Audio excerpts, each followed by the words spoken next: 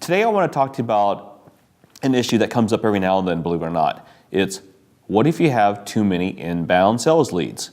I had a client in Torrance, California, and they hired me, not because they needed more meetings set, but they had 1,200 leads a month and they needed help on how to prioritize them and how to put a system in place. So first of all, let's step back a second. We have to define what a suspect is versus a prospect. A suspect is anyone who raises their hand and says, I'm interested in your services. Just because they're interested in your services doesn't mean that they can afford you, that they're the right fit, or a number of other factors. Again, so I had a client for 13 months and they averaged 1,200 leads per month, and it was kind of overwhelming. So a couple of things I want to share is this. I found a couple of stats on inbound leads, and the consensus is this, is if you get an inbound lead where they come to your website, if they stop what they're doing, come to your website, fill out the contact us form, you need to contact them within 30 to 60 minutes. That's the first priority. So for example, I'm just going to read from you from salesbenchmarkindex.com. It says, the data shows that if you do not contact an inbound lead before it is 30 minutes old, the likelihood of converting it to a sales qualified lead plunges to near zero. Reaching out to leads at the end of the day does not work.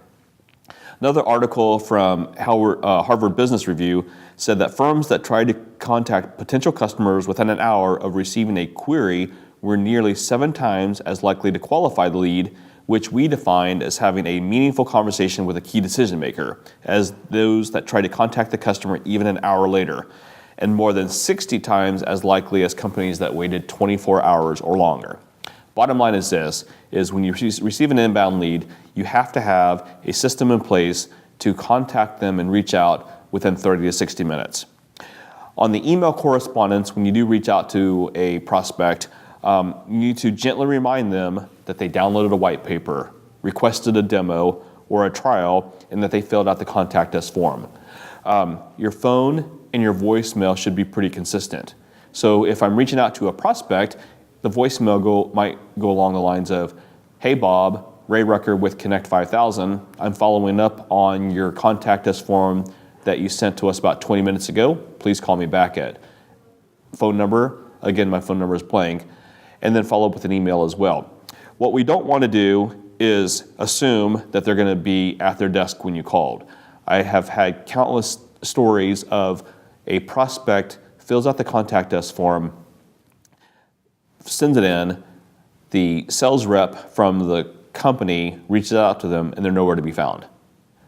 Maybe they went to a meeting, maybe they went to the restroom, maybe there was a work emergency and they had to step out.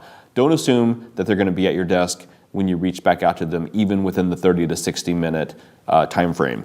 So have a cadence and have a series of phone calls and emails spaced out in case you do not catch a prospect on the first attempt.